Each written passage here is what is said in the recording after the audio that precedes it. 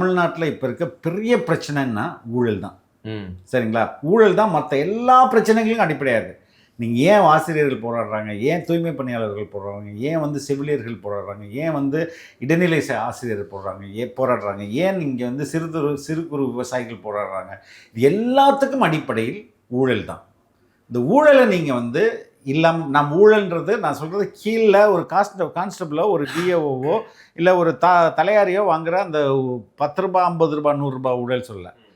மேல் மட்டத்தில் 1000 கோடி 5000 கோடி 2000 கோடி 3000 கோடி 10,000 கோடின்னு அடிக்கிறாங்களே மேல் மட்டத்தில், இதுதான் இந்த ஒட்டுமொத்த பிரச்சனைக்கும் காரணம். இதை நீங்கள் அகற்றுவது என்பது தலைவர் வந்து ஒரு ப்ராசஸ்ன்னு சொன்னார்ல, that process can be achieve within 6 months. ஒரு 10 IAS அதிகாரிகளை ஊழல்வாதிகளை நீங்கள் வந்து அடையாளம் கண்டு நல்ல லஞ்ச ஒழிப்பு துறையில் சரியான, ஏன்னா இன்னமும் லஞ்சம் வாங்காத அதிகாரிகள் எல்லா துறையிலும் இருக்காங்க, நம்பர் கம்மி. இப்போது புதிய அறிமுகம் ஆச்சி ஹோட்டல் சாம்பார் 50 கிராம் ரூபாய் 20 மட்டுமே.